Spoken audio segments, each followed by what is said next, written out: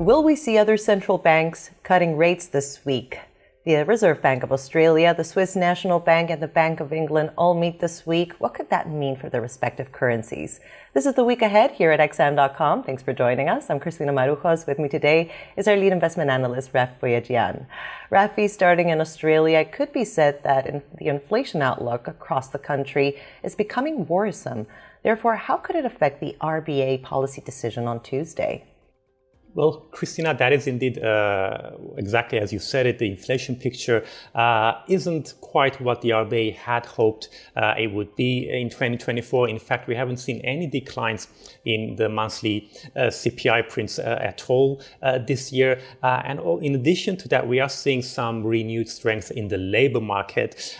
So there is a concern that policy isn't tight enough in Australia. However, markets aren't pricing in another rate hike. We had seen some rate hike expectations. Those have now been priced out, but maybe that's being over optimistic. I don't think we can rule out a rate hike just yet because and even the RBA, they themselves, in fact, at the last meeting, the rate hike was discussed. But the thing is, I don't think they're going to take any decisions at the June meeting either. They will probably want to wait for maybe another inflation print, as well as some more clarity on the labor market. And should we see, for example, further resilience in the jobs market, as well as still no progress on the inflation front, then I think a rate hike is possible. So for now, although they probably will keep the cash rate unchanged on Tuesday, they might possibly tweak the statement to be a little bit more hawkish, and that could boost the Australian dollar. However, I don't think we're going to see any dramatic moves because investors will probably, investors will probably want to get more clarity on the rate outlook, not just in Australia, but also on the Fed. So we'll probably just potentially see a knee-jerk reaction. Let's cross into Europe now. The Swiss National Bank delivered a surprise cut back in March. Could we see another 25 basis points cut delivered at Thursday's meeting? Well, investors certainly see a strong probability of another rate cut. In fact, currently we have about 2/3 probability priced in of another 25 basis point cut. However, I think markets are overestimating the chances of a cut just yet, mainly because if you look at the data, there is no urgency to cut so soon after the last move. We've seen inflation tick up to 1.4%, which is above the midpoint of the SNB's 0 to 2% inflation target. We also saw an upside surprise in GDP growth in the first quarter. So the SNB might want to wait. And in fact, a more crucial factor here is the exchange rate, because the Swiss franc has been rather weak this year against both the dollar and the euro. And in fact, we even heard from SNB Chairman Thomas Jordan, point to the weaker franc as a risk to inflation. So there is a sizable risk that markets have got it wrong, and the SNB will keep rates on hold. And should that turn out to be the case, that would probably boost the Swissy. The Bank of England also meets on Thursday amid a general election campaign in the United Kingdom. Can we expect, though, any significant announcement, and how might that affect the pound? Well, as you said, we're in the middle of a general election campaign. So the Bank of England, I think it would be controversial for them to flag any policy shifts. So we can be certain they're not going to make any policy decisions at this meeting. They might not even, make any tweaks to the policy statement, because if they do anything that would suggest that rate cut is on the way, that might be seen as trying to influence the election outcome. So the Bank of England probably has its hands tied at this meeting.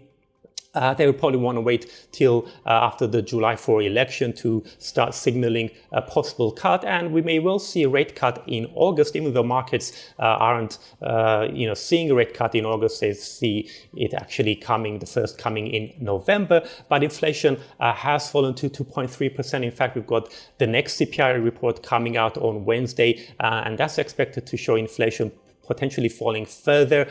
In May, we may even see a drop below 2%, below the bank's target.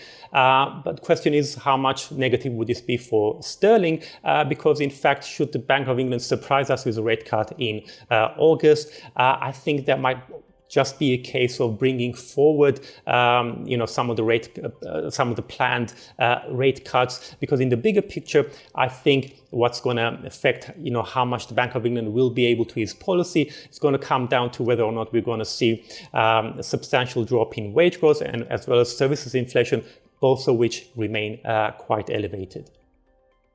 And Rafi, before I let you go, apart from these 3 central bank meetings, the upcoming week has a lot of data releases on the agenda. Anything in particular, though, investors should be on the lookout for? Well, of course, we just had a fairly volatile week for the US dollar. It's been a rather exciting one. We had the soft CPI report followed by a hawkish Fed meeting. So markets are now more certain we're going to get a rate cut in September. So next week, I think the focus will mainly be on the retail sales numbers. So should we get, as forecast, a potential rebound in retail sales in May, we might see rate cut expectations being trimmed back a little bit, but overall, I think the main driver for the dollar in the coming week is should we get some interesting remarks from Fed officials. And then, of course, moving to the euro, which has also been rather volatile, we're going to get the flash PMIs at the end of the week, and this will play a role, I think, how soon the ECB will cut rates again, because we are seeing some stickiness in Eurozone inflation. And if we see some decent set of PMI numbers during the summer, that would basically weaken the case for another rate cut in the near term. And potentially that might provide the struggling euro, which just has been hit some political uncertainty. It might get a little bit of a boost. As for the yen, although we are expecting to see an uptick in Japanese CPI, the core CPI is expected to rise to 2.6% when we get those numbers next week.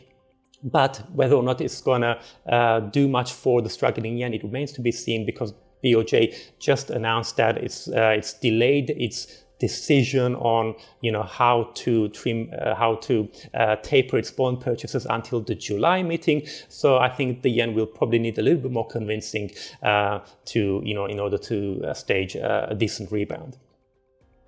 Rafi, thanks so much. This was The Week Ahead here at XM.com.